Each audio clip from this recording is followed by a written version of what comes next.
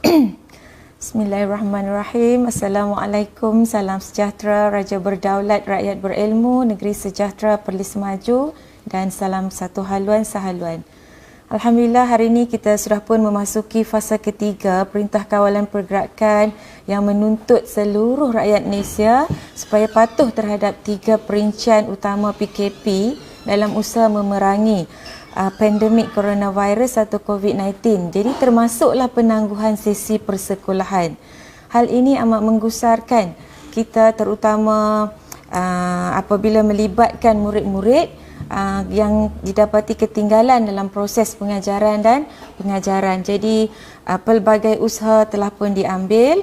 Maka pada hari ini insya-Allah kita akan meneruskan fasa kedua program tuition online Perlis Mengaji yang dikuasakan oleh JAIB MAIPS dengan kerjasama Kerajaan Negeri Perlis dan JPN Perlis menerusi slot Bahasa Melayu SPM bersama cikgu dengan memfokuskan aspek penulisan karangan bahan ransangan. Baik, sebagaimana lazimnya sebelum kita mula kelas, kita akan bacakan doa terlebih dahulu. Baik, sama-sama kita bacakan doa. Auzubillahi minasyaitanirrajim. Bismillahirrahmanirrahim. Allahumma aftah alaina hikmataka wansyur alaina min hazaini rahmatika ya arhamar rahimin. Amin. Baik, alhamdulillah doa kita, moga doa kita dimakbulkan, dan jangan lupa ya anak-anak bersedia dengan pen dan juga buku catatan. Baik, sebelum tu cikgu perkenalkan diri terlebih dahulu. Saya Cikgu Syahrum binti Saad, berasal dari Kampung Gial Tengah, Mata Air Perlis, memulakan pendidikan awal di Sekolah Kebangsaan Guar Nangka sehingga tamat darjah 6. Seterusnya ke Sekolah Menengah Datuk Syekh Ahmad Arau sehingga tingkatan 6 dan melanjutkan pelajaran ke Universiti Sains Malaysia untuk mengikuti program Sijil Teknologi Pendidikan dan Multimedia. Masa tu terasa usia ni masih muda, peluang sentiasa terbuka, maka cikgu menyambung pengajian di Universiti Malaya Kuala Lumpur dalam jurusan pengajian media dengan pengkhususan meja kewartawanan dan penulisan kreatif sehingga memperoleh ijazah sarjana muda sastra. Seterusnya mengikuti program KPLI di Institut Bahasa Melayu Malaysia Kuala Lumpur sebelum ditugaskan berkhidmat di negeri kelahiran yang indah lagi permai ini. Cikgu memulakan tugas sebagai guru mata pelajaran Bahasa Melayu di SMK Syed Sirajuddin pada tahun 2004 sehingga 2018. Kata orang lama, ibarat sirih pulang ke gagang. Pada tahun 2019, cikgu meneruskan kerjaya perguruan di SMK Datuk Syekh Ahmad sehingga kini. Selesai kenalan. Baik,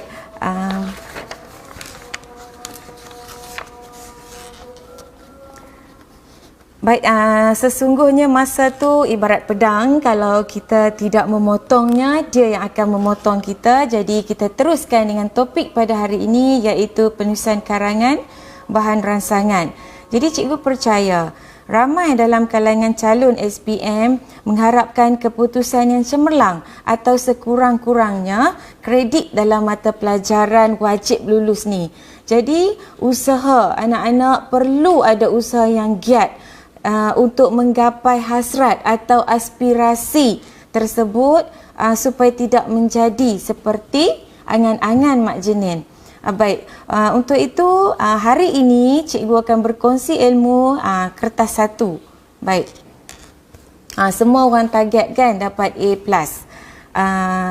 Kemudian baik anak-anak pelajar, buah hati pengarang centung cikgu sekalian, ada yang beranggapan kertas 1 ni merupakan lubuk markah, okey, untuk memperoleh grade cemerlang dalam kertas 1103/1.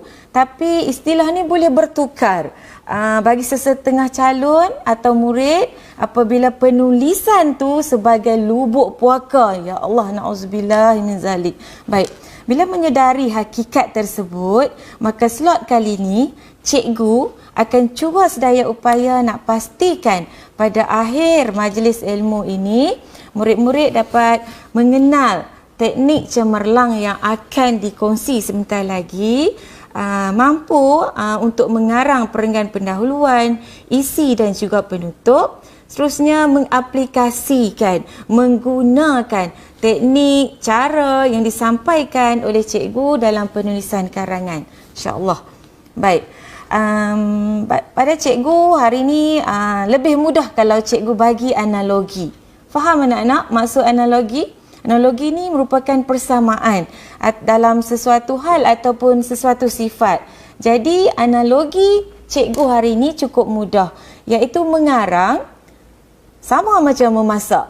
Okey? Sebab apa cikgu pilih memasak? Sebab dalam tempoh PKP ni semua ahli keluarga berkumpul, kurang aktiviti, maka selera juga bertambah sehingga tiap-tiap hari masak kan. Baik. Kita tengok langkah memasak yang pertama ni, kita nak tentukan juadah yang kita nak masak. Okey? Tengok yang tengah tular sekarang. Roti canai kan. Baik. Berbalik kepada mengarang, langkah pertama kita tentukan karangan yang kita nak buat ni bahagian A atau bahagian B, sebab markah yang diperuntukkan berbeza. Okey? Baik. Jadi kalau 30 markah, hari ini kita akan buat karangan yang 30 markah. Kemudian langkah yang kedua, kita kena tahu, kita kena cari resepi. Kalau kita nak masak, kita tidak tahu resepi, maka kita akan gagal. Jadilah roti canai terbang ke apa semua tu. Baik, kita berbalik kepada mengarang, iaitu kita kena kenal pasti komponen atau bahagian yang perlu ada dalam karangan, dalam sesebuah karangan. Baik, seterusnya diikuti langkah ketiga, kita kena baca, kita kena analisis cara demi cara untuk memasak, betul kan? Baik, kemudian kalau merujuk kepada mengarang pula, langkah ketiga kita kena ada. Bila dah ada, kena hafal rangka karangan tersebut. Kalau ada tapi tak hafal, kita tak boleh praktikkan semasa mengarang. Baik, kemudian langkah keempat, proses memasak. Bila merujuk proses memasak, suka cikgu ingatkan bahawa masa memasak kita kena kawal api, kita tak boleh leka nanti hangit, kita kena perasakan masakan tu secukup rasa supaya enak kan?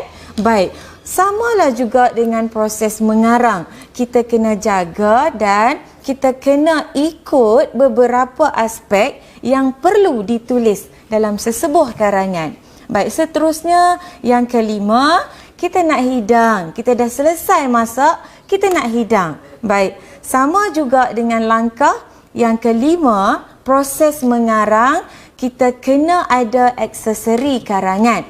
Yang ni kita akan sentuh insya-Allah dalam slot yang berikutnya. Okey, selesai nak analogi. Cikgu harap setakat ini anak-anak di luar sana faham perkara-perkara yang cikgu sampaikan, supaya penulisan bukan lagi lubuk puaka bagi sesetengah calon. Kita sama-sama berusaha untuk jadikan dia sebagai lubuk markah. Baik. Bila kita guna formula dalam mengarang, insya-Allah karangan kita akan panjang, kita tak buang masa. Apalah aku nak tulis ni kan? Baik, kemudian hala tuju karangan kita jelas. Insya-Allah tak akan terkeluar tajuk. Kemudian perenggan akan jadi seimbang. Tidak adalah yang pendek, panjang, gemuk dan macam-macam lagi. Baik, kemudian komponen karangan lengkap. Ada pendahuluan, ada perenggan isi dan juga kesimpulan. Baik, kita mulakan dengan langkah yang pertama. Okey? Kenal pasti soalan. Macam cikgu sebut tadi, kita kena tahu kita nak jawab soalan bahagian mana. Kalau soalan bahagian A, kebetulan hari ini memang slot untuk bahagian A, kenal pasti bahawa bahagian A memperuntukkan markah 30 markah. Kemudian wajib jawab yang tu sahaja, satu saja, tidak ada pilihan. Baik, kemudian kalau kita jawab bahagian B 100 markah, mestilah berbeza sifatnya. Baik, kemudian kita tahu jumlah markah tersebut kalau nak cemerlang sekurang-kurangnya kita berusaha bila kita tahu markah yang diperuntukkan 26 hingga 30. Boleh? Baik, kalau boleh kita teruskan dengan langkah kedua insya-Allah anak-anak. Baik. Untuk langkah kedua kita akan berkenalan dengan teknik cemerlang yang cikgu aplikasikan kepada anak-anak murid cikgu. Baik, untuk teknik cemerlang cikgu ambil merupakan akronim bagi frasa cekap, mertu, merangka, langkah. Sebab kita kena ada langkah. Jangan mentulis saja kan. Jadi kesan dia kita akan rasalah. Baik. Kemudian okey, kita tengok apa yang cikgu maksudkan dengan cemerlang. Baik. Untuk peringgan pendahuluan, kita perlu ada ayat tema. Okey, selepas ni kita tahu kita kenal pasti yang mana dikatakan ayat tema. Kemudian kita kena ada huraian, ayat huraian. Jadi siapakah yang akan memandu anak-anak supaya dapat menulis huraian dengan teratur dan juga berpandu. Baik, di bawah ayat huraian juga cikgu ada tulis kumpulan sasaran. Jadi kenal pasti siapakah kumpulan sasaran yang dimaksudkan dalam soalan tersebut. Baik, seterusnya peribahasa. Masukkan peribahasa. Untuk yang baru nak mengorak langkah, sebab setiap 1000 langkah tu dia bermula dengan langkah yang pertama. Jadi untuk kali ini cikgu sediakan peribahasa yang insya-Allah sesuai untuk semua ayat atau topik. Baik, seterusnya ayat tugasan. Bila menyebut ayat tugasan, fungsi ayat tugasan ni supaya karangan yang ditulis, huraian tersebut memudahkan calon dan juga pemeriksa untuk tahu apa sebenarnya yang cuba dihuraikan. Boleh? Baik, kita teruskan dengan perenggan isi. Baik, untuk bahagian A, lazimnya ada 3 isi. Tapi kalau dibagi 4, hurailah 4 kan? Baik. Kemudian kita tengok untuk perenggan isi, perlu ada ayat pernyataan. Apa maksud ayat pernyataan? Kita menyatakan isi tersebut. Baik. Kemudian ayat huraian macam cikgu bagi tadi, C di Bambi. A tu apa, C tu siapa, di mana, ba bagaimana, tu mengapa, B tu bila dan K boleh masukkan kesan. Baik, seterusnya peribahasa. InsyaAllah untuk yang akan datang peribahasa, senarai peribahasa juga perlu ada dalam minda. Kena hafal lah. Kan dia tak akan jatuh dari langit ke-7. Maksudnya kena ada usaha. Di mana ada kemahuan, di situ ada jalan. Baik. Kemudian ayat contoh. Baik, merujuk ayat contoh selalu cikgu temui. Contohnya, ibu bapa hendaklah melakukan tugas dengan baik. Adakah jelas contoh tersebut? Jadi, yang sepatutnya calon akan bagi tahu apa dia contoh yang baik. Contoh dia bersolat berjemaah. Kita tengok sahaja Perdana Menteri kita Tan Sri Muhyiddin Yassin baru-baru ni semasa dia membentangkan bantuan untuk seluruh rakyat Malaysia, dia ambil contoh yang sangat mudah, Makcik Kiah kan. Jadi semua orang faham. Itu yang cikgu maksudkan. Jangan pula bagi contoh Makcik Kiah dalam karangan. Ni untuk memudahkan anda, untuk memudahkan anak-anak di hadapan cikgu faham. Bila contoh kita kena bagi spesifik. Okey, baik. Kemudian cikgu teruskan dengan ayat simpul. Baik, ayat simpul ni perlu supaya huraian calon tidak berhenti secara tiba-tiba atau tergantung. Bila tergantung, tergantung sepi lah nanti kan.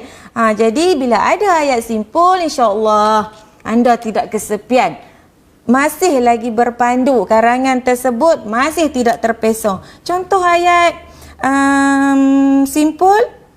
Oh, lupa nak tanya. Ingat live. Okey, baik. Cikgu bagi. Contohnya jelaslah, terbuktilah. Okey? Memang tidak dapat dinafikan. Okey, baik. Teruskan lagi dengan penutup. Untuk penutup, ayat pandangan. Cikgu dah buat siap-siap juga dalam rangka karangan. Nanti kita guna tengok macam mana. Tak sabar untuk tengok kan? Baik. Kita teruskan dengan ayat cadangan. Ayat cadangan mirip ayat kesimpulan untuk rumusan. Ada pihak, haruslah, apa tindakan dia dan apa kesannya agar. Okey, baik. Jelas cikgu? Terang tadi. Okey, kemudian masukkan peribahasa. Untuk kali ini cikgu bagi kan cikgu kata. Okey, baik. Kemudian ayat harapan. Apa harapan kita terhadap tajuk atau tema tersebut? Semuanya yang baik-baik, insya-Allah. Tidak ada yang menaruh harapan saja. Baik, kita teruskan dengan langkah yang ketiga, iaitu rangka karangan. Langkah ketiga kita dah nak mula buat ni. Mesti ada rangka karangan dan kita kena hafal. Okey. Bila dah hafal, maka kita bolehlah bergerak ke langkah yang keempat. Langkah keempat, kita nak buat apa? Nak masak. Okey, kita nak mengarang. Pastikan tidak hangit dan ikut langkah demi langkah. Ikut resepi, jangan pandai-pandai sebab kita masih lagi baru kan. Kita nak tukar. Baik, stigma, lubuk markah. Lubuk puaka kepada lubuk markah. Baik, untuk proses mengarang, ini dia contoh soalan cikgu bagi. Baca dulu soalan, imbas dulu soalan sepintas lalu. Kalau bahasa mudah, scan dulu soalan. Okey, baik. Kemudian bila dah scan soalan, kita labelkan. Jangan sayang soalan tu. Okey? Baik. Kita labelkan. Ini yang cikgu maksudkan. Pemakanan seimbang sebagai tema. Kemudian tadi cikgu kata kumpulan sasaran siapa? Diikuti dengan tugasan. Apa tugasan calon untuk kali ini? Untuk buat soalan ni kan? Nak jawab soalan ni, apa tugasan anda?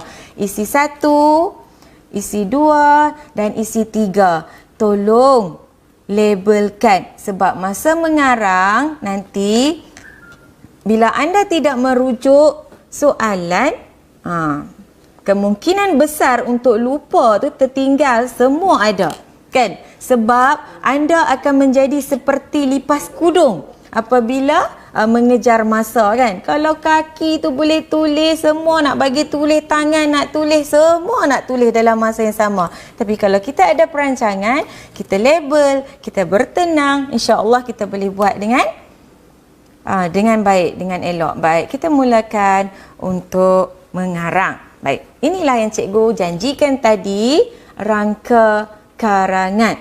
Siapa kata? Ada yang cakap cikgu untuk kertas 1 BM ni kita tak payah hafal-hafal. Kita terus saja masuk sebab kita mana tahu soalan apa. Kita kena mengarang.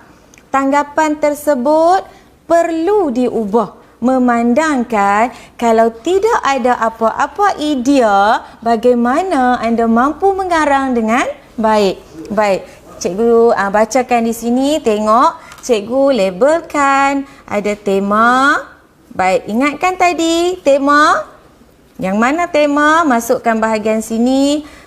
Seperti yang cikgu janjikan, buah mulut cikgu bagi siap-siap sebagai peribahasa lengkap. Ada ayat tema, ada peribahasa, kemudian ayat huraian. Tadi cikgu tunjuk ayat huraian tu yang kedua. Yang ni cikgu letak peribahasa dulu. Tidak menjadi masalah untuk menentukan kedudukan ayat-ayat tersebut. Cuma kalau ayat pernyataan, kena ikutlah di atas. Ayat simpul yang akhir sekali, ayat tugasan yang akhir pada perenggan pendahuluan. Baik, Kemudian cikgu dah bagi dah kat sini. Mengapa, apakah? Sebab ramai dalam kalangan anak-anak, murid cikgu akan cakap, cikgu bila buat dengan cikgu semua kami tahu. Bila masuk dalam dewan periksa, hilang bersama angin lalu. Sebab apa? Sebab di dalam kelas cikgu selalu merangsang idea anda, merangsang idea anak-anak dengan soalan-soalan. Jadi bila ada soalan, mudahlah untuk dijawab. Okey, baik. Kemudian ni persoalannya apakah? Masukkan tugasan. Baik, cikgu tunjuk. Kita cuba untuk karang.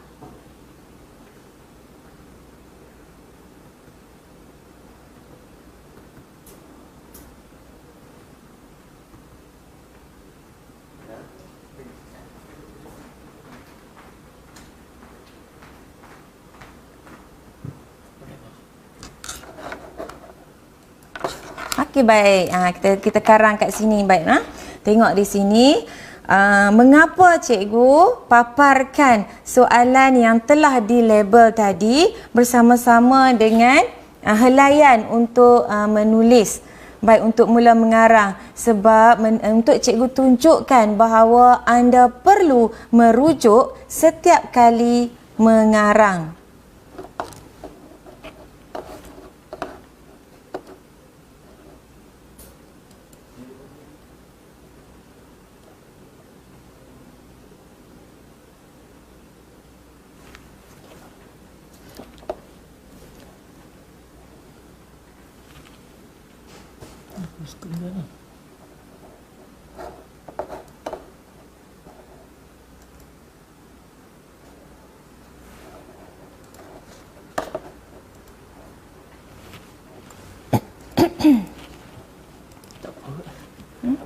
Teruskan.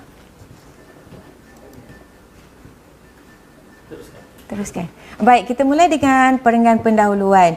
Dewasa ini sudah ada kan isu mengenai temanya di sini ialah pemakanan seimbang. Jadi anak-anak tulis saja pemakanan seimbang. Tu sahaja yang kena tuliskan. Okey. Pemakanan seimbang. Okey, baik. Okey, baik. Ni yang dikatakan tema tadi. Kemudian menjadi buah mulut. Bahagian yang bergaris ni pemakanan seimbang lah. Kan? Kadang-kadang dia mengalami. Okey.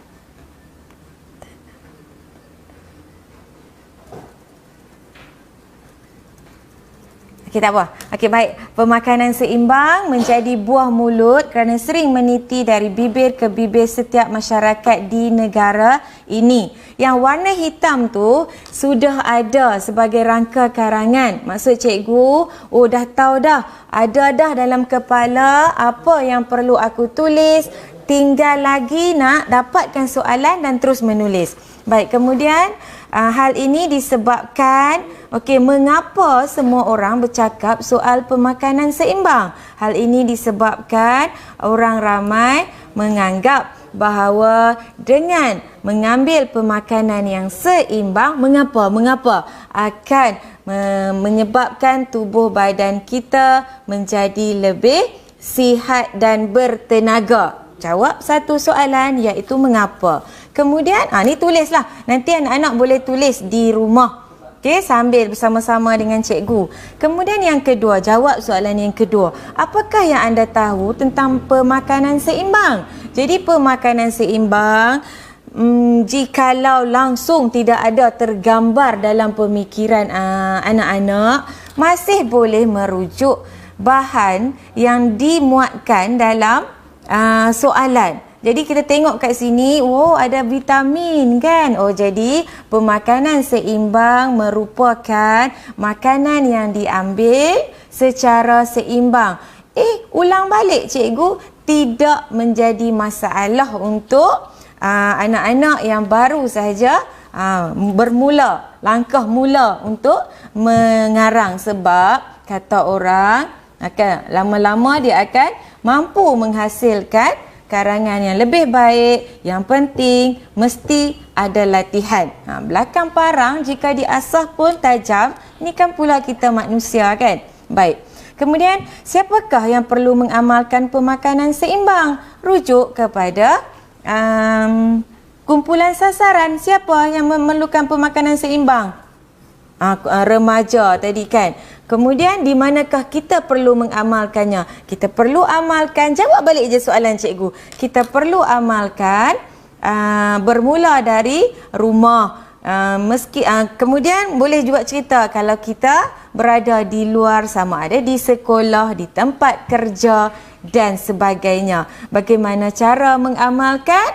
Kita kena ambil makanan yang sihat, yang tidak mengandungi banyak sebut Ajinomoto ke? MSG kan. Kemudian makanan yang mengelakkan pengambilan makanan segera. Ada 2 saja cikgu, saya ingat, lain tak ingat, dan lain-lain. Jangan bagi 1 dan lain-lain. Bagilah 2 atau 3. Kemudian bilakah waktu yang sesuai untuk amalkan?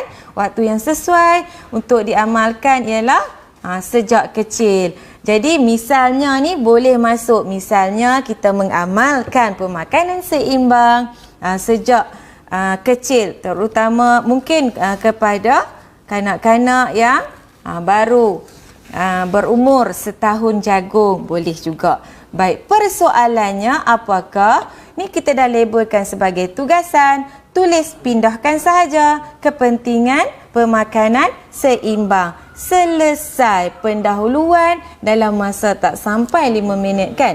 Baik, kita teruskan dengan slide berikutnya. Untuk isi, cikgu akan rangkumkan sekali, iaitu isi pertama, isi kedua, isi ketiga. Cikgu untuk bahagian pernyataan, ayat pernyataan cikgu dah sediakan. Tengok yang pertama tugasan. Apa tugasan?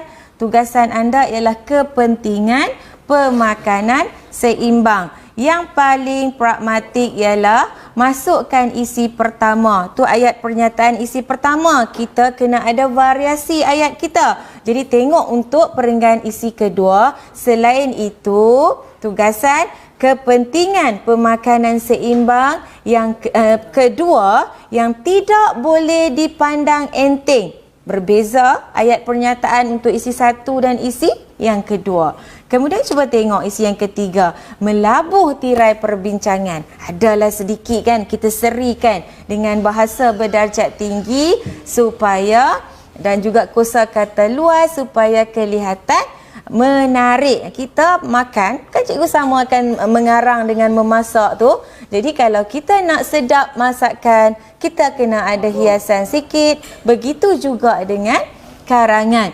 Okey, baik. Kita beralih balik. Kemudian cikgu kata masukkan dalam konteks ini ataupun bila ada tanda palang, hal ini bermaksud apakah yang dimaksudkan dengan. Okey, baik. Untuk isi yang pertama tadi, kita tengok mengelakkan jangkitan penyakit. Okey. Kita teruskan dengan baik, isi pertama kan. Okey, tugasan yang paling pragmatik.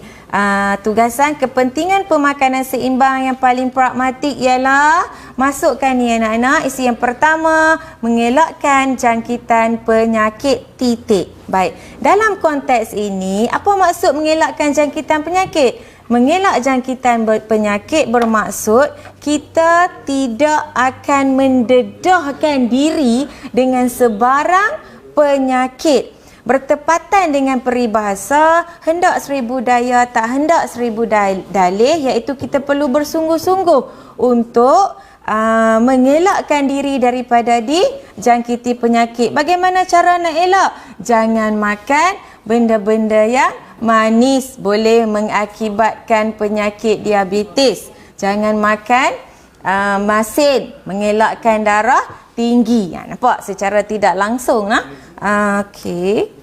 Baik. Kemudian bagaimana cara? Okey, cikgu dah masukkan. Jadi faham Sidi Bambi anggaplah sebagai cikgu yang masuk merangsang anda untuk menulis semasa dalam Dewan Peperiksaan. Okey, baik.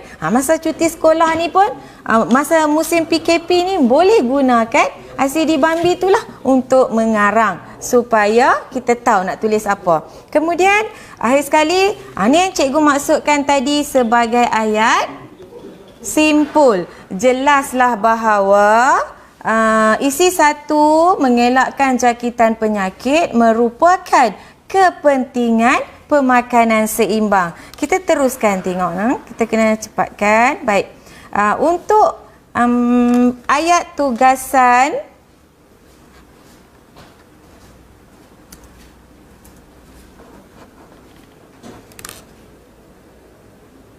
bukan orang saja lari, yang ni pun lari. Baik, untuk ayat tugasan isi yang kedua, oleh itu jelas sekali bahawa nampak ada variasi ayat tersebut. Maksud dia kosakata luas. Jadi cikgu tolong sediakan siap-siap. Maka tak apa, boleh buat sendiri. Untuk isi ketiga, oleh itu tidak dapat dinafikan bahawa, nampak? Faham? Itu yang dikatakan ayat simpul supaya isi huraian kita tidak akan terpesong. Dia masih di landasan yang betul. Kan? Kembalilah ke pangkal jalan. Bila kita dah mula menulis macam-macam huraian, akhirnya bila ada ayat simpul, kembali ke tugasan yang sebenar. Baik, kita teruskan dengan penutup. Kita tengok di sini penutup.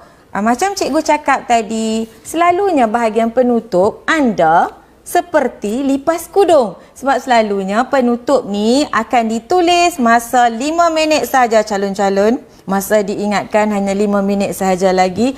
Mula dah gelabah. Tetapi sebab kalau dah ada dalam rangka pemikiran anda, dah hafal dah benda ni, 5 minit saja anda mampu menulis penutup dengan sempurna. Anda mampu mengubahnya. Baik, kita mula. Sudah terang lagi bersuluh bahawa terdapat pelbagai tugasan? Kepentingan pemakanan seimbang. Sehubungan dengan itu, semua pihak sesuaikan. Betul ke semua pihak ni ayat cadangan awak ni? Kalau pemakanan seimbang, cikgu rasa sangat sesuai untuk ambil semua pihak berganding bahu bagai aur dengan tebing untuk melaksanakan usaha. Jadi adakah ini usaha? Kita tukar. Pandai-pandai ubah. Bila cikgu ada dalam kelas secara langsung akan, cikgu mana sesuai usaha? Pandailah. Tu kan bijak lah tu. Boleh berfikir. Jadi kita boleh tukar untuk mengamalkan ni. Usaha tu mengamalkan tema pemakanan seimbang. Pada waktu yang sama, kita mesti sedar akan hakikat bahawa setiap kejayaan mesti diiringi usaha, kerana jika tidak dipecahkan ruyung, mana akan dapat sagunya. Dengan ini, hasrat untuk buat apa? Untuk mengamalkan pemakanan seimbang dapat direalisasikan. Selesai untuk menulis karangan. Baik, kita teruskan. Alhamdulillah Tanya berjaya kan menulis karangan untuk hari ini, dan kita semak dulu. Jangan terus bagi, nanti bimbang. Apalah tulis macam mana ni kan. Baik, yang penting kena baca arahan. Ingat, cikgu ingat sekali lagi, jangan masukkan perenggan isi dalam pendahuluan. Setiap isi tulis satu saja dalam setiap perenggan tu. Tak boleh gabungkan dua isi Baik, kemudian kalau cikgu saya macam minat lah nak tulis isi ni satu, lepas tu saya nak tulis lagi isi tu. Tidak, tak boleh. Yang tu dikira sebagai mengulang isi. Jangan masukkan isi dalam kesimpulan. Perlu atau tidak dalam kesimpulan? Tak perlu. Cikgu dah bagi dah tadi. Ada tak ayat isi? Tidak ada kan?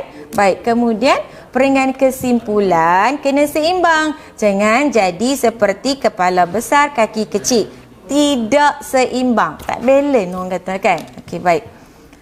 Langkah kelima, aksesori karangan. Kita tunggu sambungan. InsyaAllah panjang umur untuk slot yang berikutnya. Baik.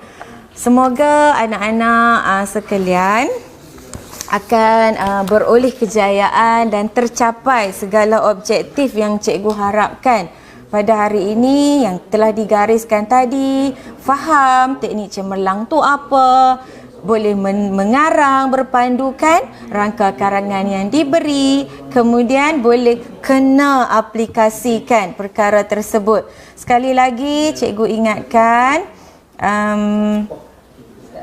bahawa kita teruskanlah belajar sepanjang tempoh PKP ini, belajar dari rumah atau learn from home. Patuhi perincian PKP iaitu duduk di rumah, jaga kebersihan diri dan amalkan jarak sosial yang selamat. Sehingga berjumpa lagi. Sekian, wabillahi taufiq wal hidayah. Assalamualaikum warahmatullahi wabarakatuh.